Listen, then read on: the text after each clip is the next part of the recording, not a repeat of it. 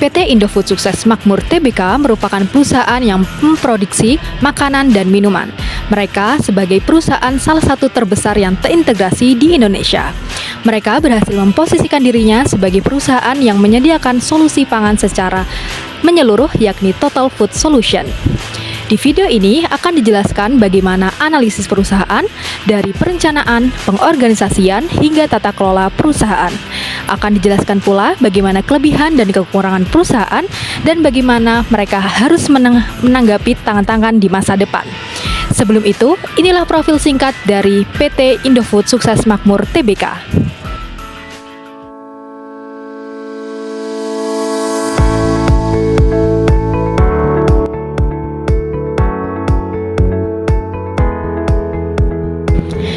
PT Indofood Sukses Makmur Tbk didirikan pada tahun 1990.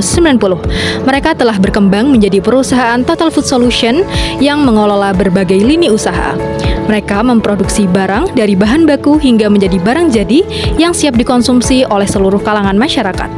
Mereka mengemban visi dan misi menjadi perusahaan Total Food Solution yang terpercaya dan memproduksi barang-barang yang berkualitas tinggi namun dapat dijangkau oleh seluruh kalangan masyarakat.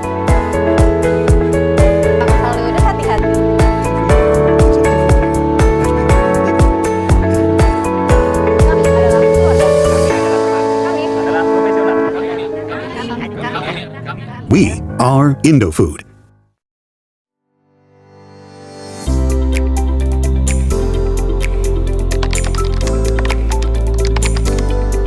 Dalam perencanaannya, PT Indofood Sukses Makmur Tbk memiliki 3 perencanaan berdasarkan 3 horizon waktu, yakni pendek, menengah, dan jangka panjang. Pendek digunakan untuk meningkatkan efisiensi operasional perusahaan, menengah untuk ekspansi domestik dan internasional, dan jangka panjang untuk inovasi dan keberlanjutan dari perusahaan. Mereka juga mengimplementasikan strategi bisnis dengan adanya diversifikasi produk dan inovasi yang berdasarkan riset pasar. Lalu mereka juga mengimplementasikan strategi bisnis tersebut sesuai dengan citra mereka sebagai perusahaan yang berdiri di Indonesia.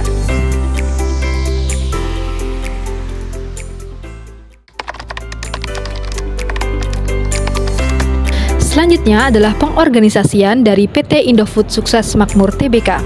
Dalam struktur organisasi ini, mereka menggabungkan antara fungsional dan divisi, di mana meskipun mereka memiliki 4 anak usaha yang terdiri dari CBP, Bogasari, Distribution, dan Agribisnis, mereka tetap berada dalam kerangka bisnis yang sama dan terpusat.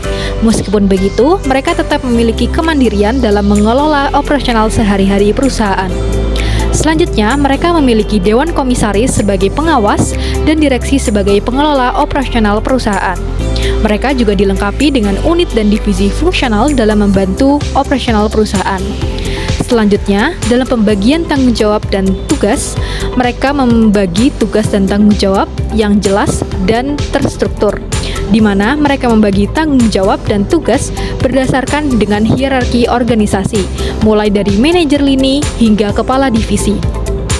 Selanjutnya adalah komunikasi dan koordinasi perusahaan, di mana koordinasi dan komunikasi perusahaan atau lingkup internal mereka gunakan pertemuan mingguan, bulanan, hingga tahunan, di mana mereka juga memanfaatkan sistem teknologi seperti ERP atau Enterprise Resource Planning untuk mengintegrasikan data dan proses bisnis di seluruh lini perusahaan. Kemudian ada tata kelola PT Indofood Sukses Makmur Tbk. Mereka menerapkan prinsip-prinsip Good Corporate Governance yang terdiri dari transparansi, akuntabilitas, tanggung jawab, dan juga keadilan. Kemudian ada struktur organisasi PT Indofood terdiri dari 2 dewan utama. Yang pertama adalah Dewan Komisaris dan yang kedua adalah direksi. Dewan Komisaris bertanggung jawab untuk mengawasi kebijakan manajemen dan operasional perusahaan secara keseluruhan. Kemudian Dewan Direksi bertanggung jawab untuk menyusun strategi bisnis, mengalokasikan sumber daya, dan juga mengelola operasi sehari-hari. Kemudian di bawah Dewan Komisaris dan Dewan Direksi, PT Indofood juga membentuk komite-komite pendukung, yaitu ada komite audit, komite resiko, komite nominasi, dan juga remunerasi. Selain itu juga ada satuan pengawasan internal yang bekerja secara independen untuk memastikan bahwa setiap operasi perusahaan PT Indofood bekerja sesuai dengan kebijakan internal dan juga peraturan yang berlaku. Nah, kemudian ini ada tanggung jawab sosial dan lingkungan dari PT Indofood sendiri. Mereka melakukan CSR dalam berbagai bidang, yaitu contohnya ada bidang pendidikan seperti pembagian beasiswa, pemberian beasiswa, kemudian ada bidang kesehatan, penyuluhan gizi dan layanan kesehatan gratis. Kemudian di bidang lingkungan ada penghijauan lingkungan dan lain sebagainya.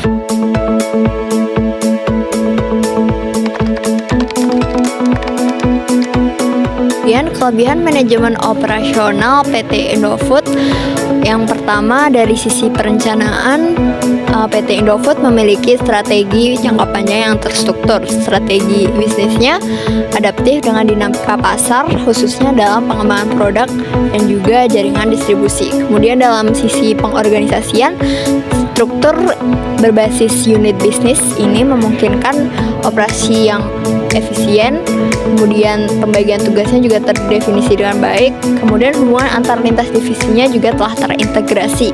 Kemudian dalam tata kelola, PT Indofood berkomitmen tinggi terhadap prinsip good corporate governance yang diwujudkan melalui adanya dewan komisaris, dewan direksi, kemudian komite-komite pendukung, dan juga satuan pengawasan internal yang menjamin adanya akuntabilitas, kemudian transparansi, keadilan, tanggung jawab, independensi, dan lain-lain.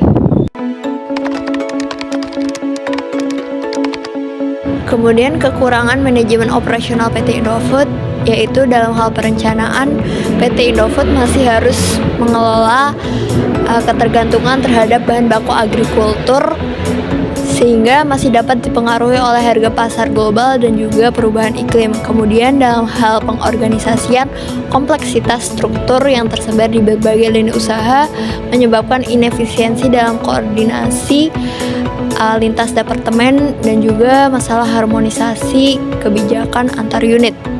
Kemudian dalam hal tata kelola, peningkatan nilai Indofood masih kurang sebanding dengan pertumbuhan perusahaan dalam jangka panjang. Oleh karena itu, PT Indofood masih harus terus meningkatkan partisipasi pemangku kepentingan dan juga pengawasan terhadap praktik keberlanjutan di setiap rantai pasokan, meskipun PT Indofood sudah menerapkan prinsip GCG.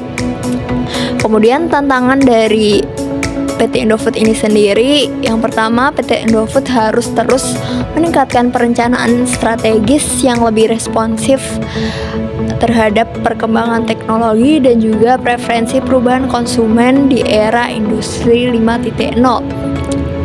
Kemudian transformasi digital dan juga otomatisasi ini menuntut PT Indofood untuk melakukan pembaruan dalam budaya kerja, struktur organisasi, dan peningkatan kapasitas SDM dalam bidang teknologi dan juga data. Kemudian tata kelola dari PT Indofood ini juga harus terus diperkuat melalui pengawasan yang ketat, kemudian melakukan pelaporan keuangan yang transparan dan juga melakukan integrasi aspek keberlanjutan ke dalam strategi bisnis utama. Jadi PT Indofood Sukses Makmur Tbk telah menerapkan sistem perencanaan, pengorganisasian, dan tata kelola yang kuat, terorganisir, dan juga terintegrasi. Hal ini ditunjukkan oleh keberhasilannya dalam mempertahankan posisinya sebagai pemimpin pasar di industri makanan dan minuman, baik dalam negeri maupun luar negeri. Kemudian PT Indofood ini juga merupakan contoh perusahaan yang dapat menggabungkan nilai-nilai bisnis dengan tanggung jawab sosial dan lingkungan karena tata kelolanya yang transparan, akuntabel, dan berorientasi pada keberlanjutan. Dengan demikian, PT Indofood dapat dijadikan sebagai model pembelajaran oleh perusahaan lain, khususnya dalam pengelolaan manajemen modern. Praktik-praktik manajerial yang diterapkan oleh PT Indofood ini menunjukkan bahwasannya keberhasilan jangka panjang itu tidak hanya ditentukan oleh kekuatan modal dan juga produk, tetapi juga oleh sistem perencanaan, pengorganisasian, dan tata kelola yang terstruktur dan dijalankan secara konsisten.